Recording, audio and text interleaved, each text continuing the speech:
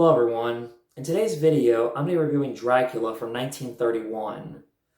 Dracula is a horror film that was made back in the 1930s, and it's based on a novel by Bram Stoker that was written in 1897. This movie saved Universal from being bankrupt. If it wasn't for this film, Universal would not be here today in existence because of this movie. Even though this may not be the first ever Dracula film adaptation, because prior to this, there were silent movies and short movies of Dracula, but unfortunately, those films are no longer in existence today. And in 1922, there was a German expression film called Nosferatu, which has the same similar plot elements as Dracula. This film director, F.W. Murnau, was unable to get the rights to Bram Stoker's widow, so he took the same idea as Dracula and made it his own, but unfortunately ended up getting sued by Bram Stoker's widow. Dracula was directed by Todd Browning, who also produced the film. He's also known for directing the film Freaks. Because the decade before, in the 1920s, he had directed silent films. The film was also produced by Carl Laemmle Jr., who had gone on to produce a lot of Universal Monsters horror films. The film was released on February 14, 1931 on Valentine's Day. Back in the 1930s, boyfriends took their girlfriends to go see Dracula. When Dracula would appear on screen, the women would be so afraid that they would hold their boyfriend's hand as a way of protection. The film stars Bela Lugosi, David Manners, Helen Chandler, Dwight Fry, and Edward von Sloan. Now, Dracula's about Renfield, who goes to Dracula's castle, and Dracula possesses Renfield. They go to London, and they stay at some old castle. Dracula goes around London, sucking blood and turning women into vampires, until he has his eyes set on Nina, who is the daughter of a medical doctor and engaged to Jonathan. Vampire hunter Van Helsing wants to put a stop to Dracula's never-ending bloodlust. Before I dive into my personal opinion on Dracula, I thought I would show you some DVDs and Blu-rays I've owned of Dracula throughout the years. The first one in my hand is this Dracula DVD. My dad bought this around either maybe somewhere around 2000 or 2001. Don't quote me on that, I'm not exactly sure. But this was the first time I ever saw Dracula on this DVD right here. First time I saw Dracula was around Christmas 2001. Well, not exactly on Christmas, but around Christmas time of 2001.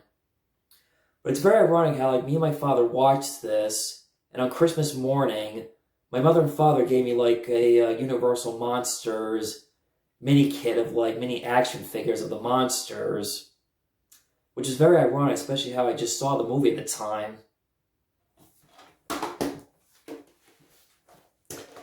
And somewhere around 2004, 2005, Universal released a box set DVD of all the Universal Dracula films. This box set has Dracula, Spanish Dracula, Dracula's Daughter, Son of Dracula, and House of Dracula.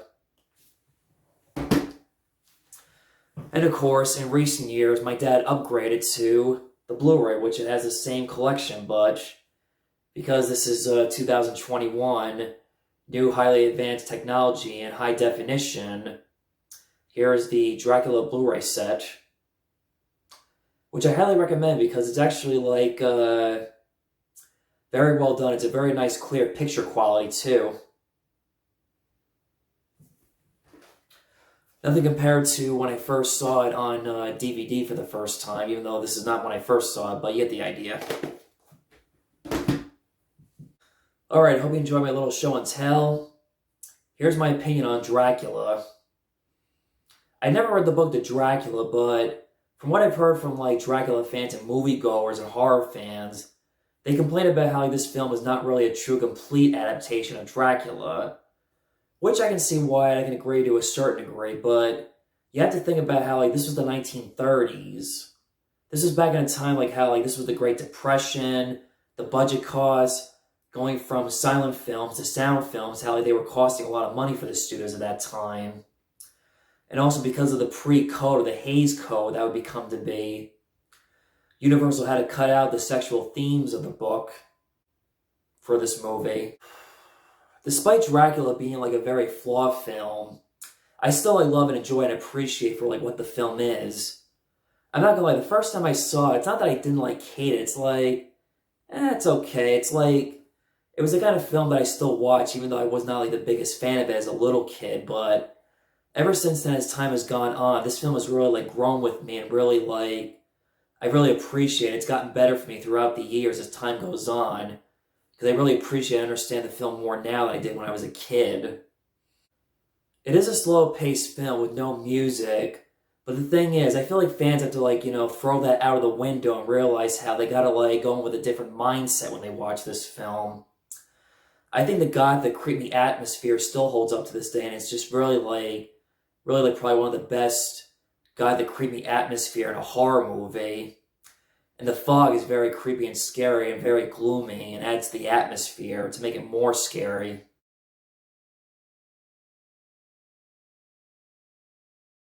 The one thing I really love about this film is Bela Lugosi. He is just flat out brilliant, amazing, spectacular, and phenomenal, and very scary and very creepy as Dracula. He is probably one of the greatest Dracula actors ever. He's probably my personal opinion on my top list of favorite Dracula actors of all time, but in my opinion, he is number one. Anytime I think of Dracula, he's probably the first person that comes to mind, but that's just anybody in general. When they think Dracula, they think Bela Lugosi. He's my first favorite, right up there with Christopher Lee from the Hammer Dracula films. I love his entrance when we see him coming down the stairs and introducing himself to Renfield. It's really great. I love Bela Lugosi's facial expressions, how we see him giving you that weird, creepy stare look.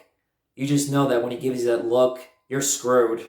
And because of this, Bela Lugosi made this character so iconic that if it wasn't for him, Dracula would not be as popular as he is today because of Bela Lugosi. He made the character his own, which is why I think he did such a brilliant, amazing, fantastic job in this film. Bela Lugosi is very hypnotic as Dracula. Because he was Hungarian, he did not know how to speak English. Somebody would read his dialogue for him, and he would repeat and memorize what the guy said to him in order to remember his lines for the movie. This is not the first time Bela Lugosi played Dracula.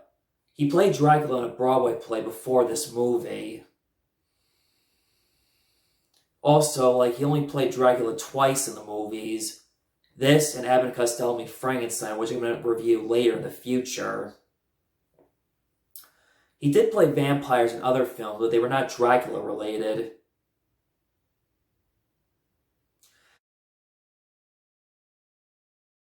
It's also ironic how, silent actor Lon Chaney Sr. was offered the role of Dracula, but he died of throat cancer in 1930. He died during the time when the silent era came to an end, and we'll never know how he could have turned out in the sound era, despite he only made one sound film before he died. Not only is Bela Lugosi scary in this movie as Dracula, but the one actor who steals the show in this movie is Renfield, played by Dwight Fry. Holy cow, he is downright scary, crazy, and insane. He's not even the monster of the movie, yet he steals the show. Although, he is the type of character that is sympathetic and misunderstood. Before Dracula possessed him, he was a regular nice guy, but then when Dracula possessed him, he changed. When he becomes possessed, he has an obsession with rats and spiders. The scene when he gives a weird, creepy laugh out to one of the maids and nurses, and she faints. And after when she faints, we see Renfield crawling on the floor, and we don't see what happens. And it's very scary to think of not knowing what happened to that maid. We don't know if Renfield sucked her blood or killed her.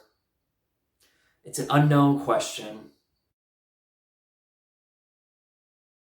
Despite that I've given this film a lot of praise, even I'll admit, there are some like flaws and minor complaints I do have on the film, but it's really like not that big of a deal where the point where I don't like hate the film. It's just like minor like complaints that I've just noticed throughout the years watching this film as an adult. The one complaint I do have about is the characters of like Jonathan and Nina. I mean, they're not bad characters, they're just not like very well developed. But let's just say I'll take their chemistry over between Edward and Bella. The character Nina is just like so boring and bland. I just don't find her that interesting of a character. And the character Jonathan, I mean, yeah, he loves Nina, and he really does care about her, wants to protect her and stop Dracula from possessing her. At the same time, there's just not much I can say about his character. Edward von Sloan as Van Helsing, he's not bad too, but at the same time, he's not really like one of my personal favorite Van Helsing actors. Because I think Peter Cushing was probably the better Van Helsing, in just my opinion, but a lot of fans have probably said that throughout the years with Dracula film adaptations and Van Helsing performances.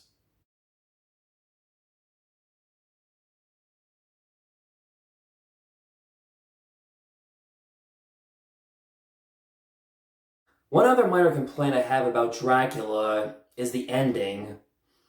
Van Helsing stabs Dracula and he hears Dracula scream. I don't know why, for some reason I never found this ending very like convincing enough compared to the Hammer version where you have a little showdown between Van Helsing versus Dracula, good versus evil. I found the Hammer Dracula ending far more superior and better than this version, but that's just my opinion. So that was my review of the first Dracula film. Stay tuned for the next Dracula sequels of Universal Monsters for the month of October.